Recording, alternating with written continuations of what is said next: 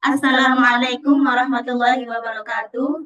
Bismillah, alhamdulillahirabbil alamin. Allahumma 'allimna ma yanfa'una wanfa' bima 'allamtana wa zidna 'ilman wa arinal haqqa haqqan warzuqna ittiba'ah wa arinal batila batila warzuqna ijtinabah. Alhamdulillah, pada pertemuan kali ini kami diberi kesempatan untuk menyampaikan makalah atau pemaparan dari mata kuliah Lembaga Manajemen Pendidikan Islam dengan judul Kepemimpinan Pendidikan Islam. Perkenalkan, saya Sabrina Fajar Falatananta selaku moderator sekaligus pemateri. Saya di sini tidak sendiri bersama dua teman saya, yakni Stella Dinafisca sebagai pemateri dan Alia Wardani sebagai pemateri. Baik, sebelum kami lanjut kepada materinya, saya akan jelaskan sedikit. Pemimpin adalah orangnya yang memimpin, individu yang mengarahkan, menginspirasi, dan membimbing orang untuk mencapai tujuan bersama. Seorang pemimpin bisa ada di mana saja, di sekolah, tempat kerja, bahkan dalam keluarga. Yang penting bukan sekedar jabatan, tapi bagaimana ia menjadi contoh dan membawa perubahan positif. Contoh, seorang kepala sekolah yang memotivasi guru dan siswa untuk terus berkembang. Kepemimpinan adalah prosesnya, yakni bagaimana cara pemimpin mempengaruhi, mengatur, dan membangun tim untuk mencapai visi yang lebih besar. Ini mencakup keterampilan berkomunikasi, mengambil keputusan, dan menjaga kehormatan dalam kelompok. Contoh, ketika kepala sekolah mengadakan rapat untuk mendengarkan masukan guru, membuat strategi pembelajaran, dan memastikan semua pihak merasa dilibatkan. Jadi, singkatnya, pemimpin adalah orangnya, dan kepemimpinan adalah sistemnya atau caranya. Konsep perilaku kepemimpinan. Konsep kepemimpinan ini mencakup sejarah filosofi, diperiksa dari berbagai sudut seperti filosofi watak. Filosofi watak ini didasarkan pada gagasan bahwa seorang ialah atasan alami serta dipengaruhi oleh sebagian karakteristik yang tidak dimiliki oleh orang lain. Nah, filosofi watak ini ketika kita menjadi seorang pemimpin, watak yang kita punya sebagai pemimpin, terbiasa untuk memimpin orang lain, itu kadang tidak dimiliki orang lain. Jadi kita sebagai pemimpin harus punya watak kepemimpinan. Yang kedua, sikap yang mengarah pada hubungan. Untuk administrator yang efisien, mereka tidak mempertaruhkan atensi kepada ikatan-ikatan sesama. Mereka penuh atensi, mensupport serta membantu karyawannya dalam kedekatan. Ini timbul didampingi manajer dengan karyawannya. Jadi contoh sikap yang mengarah pada hubungan adalah seorang pemimpin mendukung bawahannya untuk terus berkembang. Contoh, kepala sekolah mendukung guru-guru yang ada di bawahnya dan seterusnya. Yang ketiga, sikap kepemimpinan pendekatan. Sikap kepada kepemimpinan hendaknya memiliki keterikatan yang amat lain dari keterikatan pendekatan kepribadian. Tujuan dari penelitian kepribadian yang berhasil adalah untuk mengidentifikasi kandidat yang tepat untuk peran resmi dalam organisasi dan kelompok yang membutuhkan pemimpin. Jadi, sikap kepemimpinan pendekatan ini fungsinya untuk memastikan siapa sih orang yang pantas menjadi seorang pemimpin. Yang keempat, filosofi kepemimpinan situasional. Suatu pendekatan kepada kepemimpinan yang melaporkan kalau atasan perilakunya menguasai watak bahwasannya serta suasana dengan style kepemimpinan khusus. Strategi ini melaporkan kepada supervisor jika ia memiliki diagnostik dalam perilakunya. Filosofi kepemimpinan situasional. Jadi diamati seperti apa gerak-gerik pemimpin tersebut. Apakah layak dikatakan sebagai pemimpin dan kemudian dilaporkan bahwa seorang ini telah memenuhi standar sebagai pemimpin.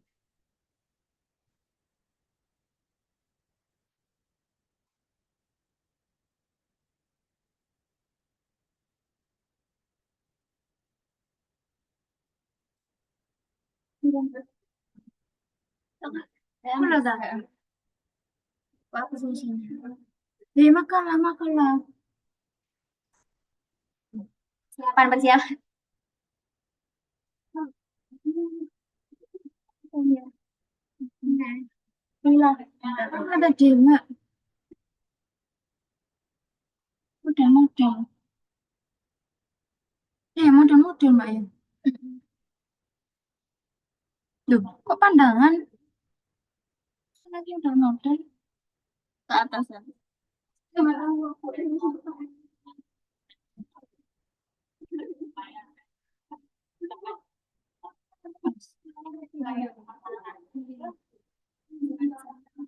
Iya. Iya, mau saya mau.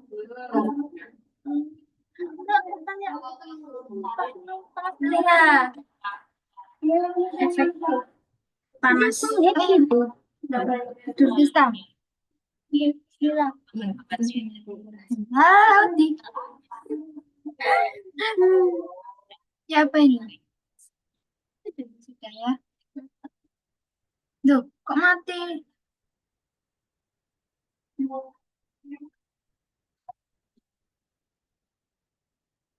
Model-model perilaku kepemimpinan. Ada 3. Yang pertama, bentuk kepemimpinan kontingensi, yaitu kalau hasil golongan terkait interaksi antara pada style kepemimpinan serta suasana yang mensupport, Fiedler meningkatkan less coworker scale buat mengukur 2 kepemimpinan, yaitu style mengarah kewajiban serta style mengarah ikatan. Sebaiknya situasi suasana terdiri dari 2 aspek, ialah ikatan pemimpin dan anggota, atau bagus jeleknya bagian ikatan, serta bentuk kewajiban. Yang nomor 2, yaitu bentuk kesertaan atasan, yang pemimpin melibatkan bawahan dalam pengambilan keputusan. Yang nomor 3, bentuk jalur tujuan, yaitu meski banyak sikap kepemimpinan yang berlainan dapat berseleksi jadi bagian dari filosofi jalur tujuan. Pendekatan ini sudah mencoba sikap kepemimpinan yang membagikan advis, mensupport partisipatif, serta mengarah pada prestasi.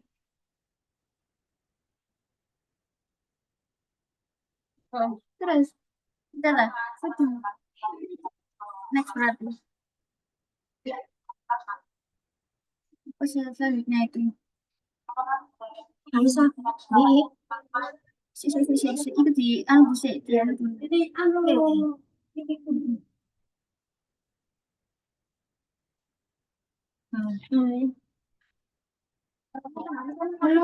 Ulang, karena aku tiap sampai kesimpulan.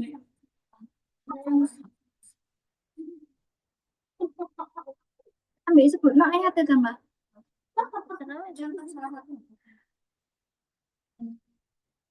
Sini ya, saya pendekatan.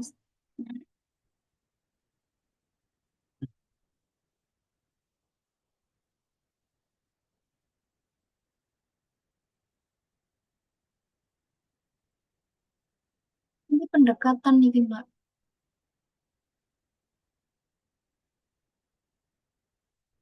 Pendekatan ini kan pendekatan historis. Teori, ambil, nggak ada. Nggak ada koan, Mbak.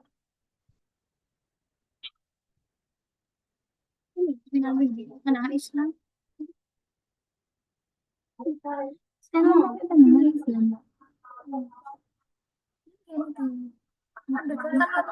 Udah ada. Oh, sing anak kena nembak bis.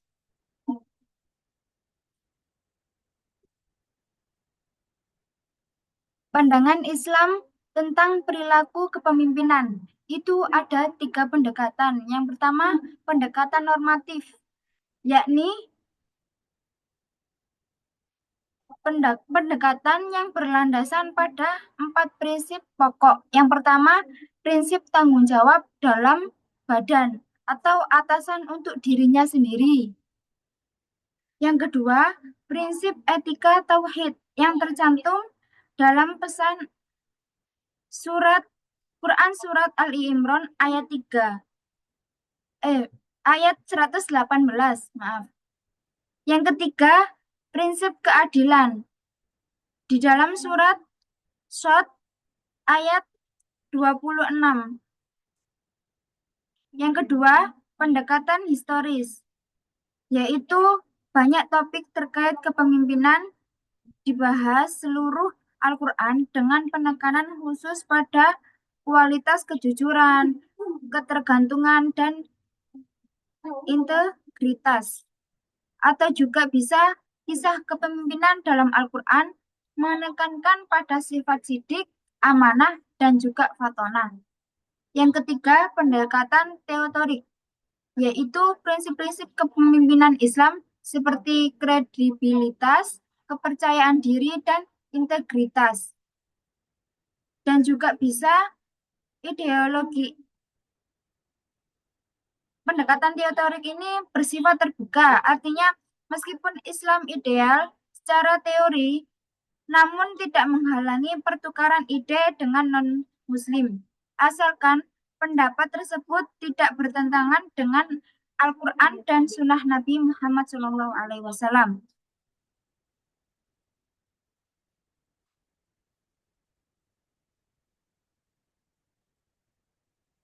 Sorry, Bentar ya, ini pakai saya. ada fungsi nanti Pak. Cuma di makalah sih, nggak anu ya. Apa ya? Golongan Inggris Inggris Jangan main sedikit aja, Mbak.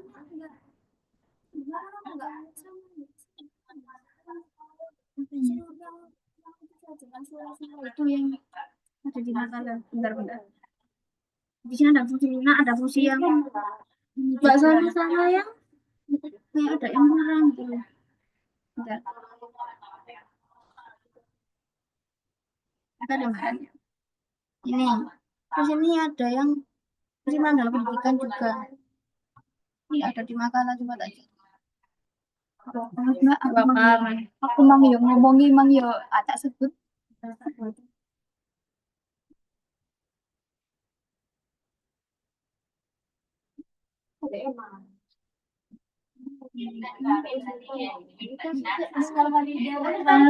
Nikah deh. Mau nikah itu.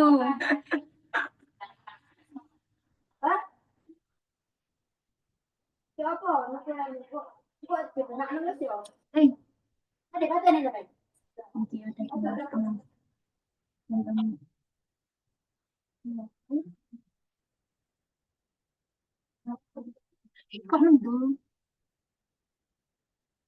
Belum tentu hujan. Terus kok mendung di sini?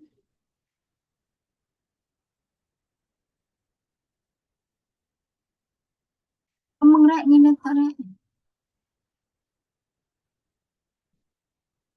Belajar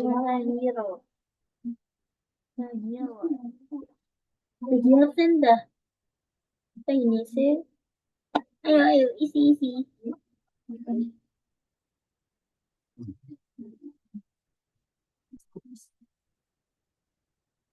Kan mari kan? Ada kesimpulan mari ya. Pokoknya Alisa baru bacain atau belum? Bukan dengan itu belum kan? Iya tadi banyak yang udah tahu. Sudah baik-baik saja. Loh, apa maksudnya? Sih. Tidak mau ngomongan. Iya ini, bisa Mbak. Untuk selanjutnya adalah fungsi kepemimpinan. Jadi fungsi kepemimpinan ini ada 3. Yang pertama membangun atmosfer, yang kedua menata organisasi, dan yang ketiga membuat metode. Yang pertama membangun atmosfer, membuat suasana kerja yang positif dan kolaboratif. Jadi di sini menciptakan lingkungan belajar yang menyenangkan, aman, dan saling menghargai. Contohnya mendorong kerjasama antara siswa dan guru. Contohnya, guru PAI mengadakan kegiatan kelompok untuk membahas materi fikih, di mana setiap anggota kelompok ini memiliki peran dan tanggung jawab. Jadi, guru memfasilitasi diskusi yang terbuka dan menghargai perbedaan pendapat.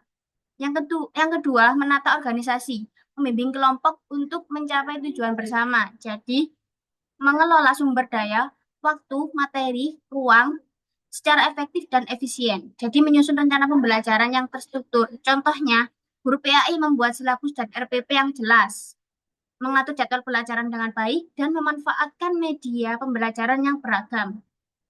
Yang ketiga, membuat metode. Jadi, memilih metode yang efektif dan efisien.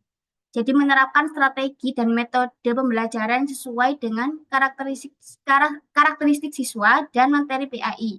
Contohnya, guru menggunakan metode bercerita untuk menyampaikan kisah-kisah atau metode pembelajaran audiovisual. Itu bisa digunakan untuk membahas isu-isu keagamaan kontemporer atau metode role playing untuk memahami tata cara ibadah.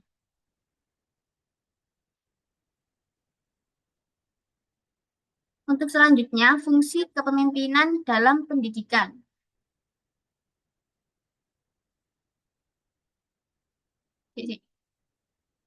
Dalam pendidikan. Tidak dalam pendidikan. Lebih tadi, enggak kan? Jam 10 menit. Kenapa? Kenapa nguploadnya kalau lebih dari 10 menit? Enggak sikat-sikat ya? Iya. Iki memang baca kedua, aku semua.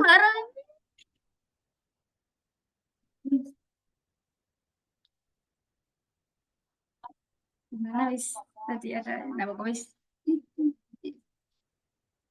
Ya wis. Terus ada yang ngaput dicapcut ini.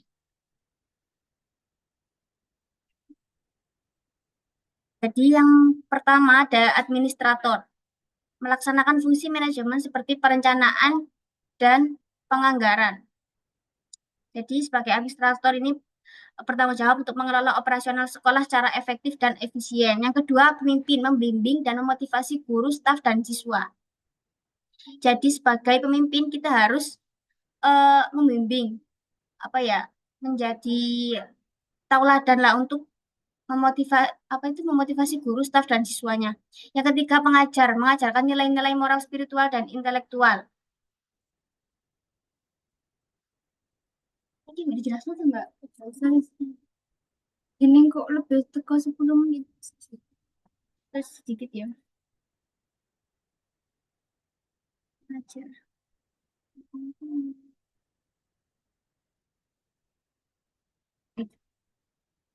Contohnya, guru PAI mengintegrasikan nilai-nilai karakter Islami dalam setiap materi pembelajaran.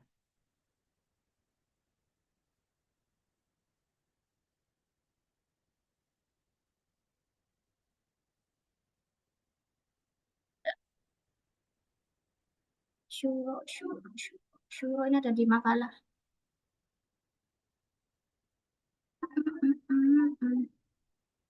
Juga kuatai. Tauhid. Percayaan.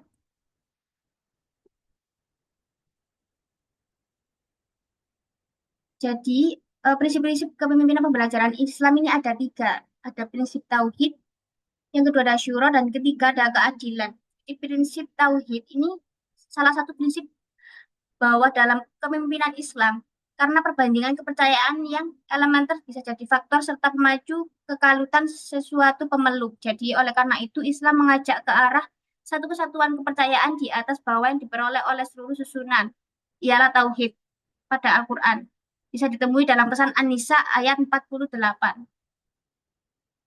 Yang kedua ada prinsip syuro atau prinsip konferensi. Jadi konferensi ini berarti memiliki arti menghasilkan ataupun mengajukan opini untuk memutuskan ketetapan yang berhubungan dengan kehidupan berorganisasi serta bermasyarakat. Jadi konferensi dalam kondisi ini membahas persoalan-persoalan khusus dengan badan warga atau tercantum dalam perihal berorganisasi. Yang ketiga ada keadilan, kesetaraan. Coba tulisannya ini. Coba paragraf.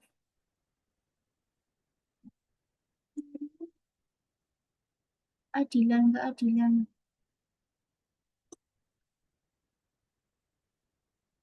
Mana keadilan? Nggak ada ya?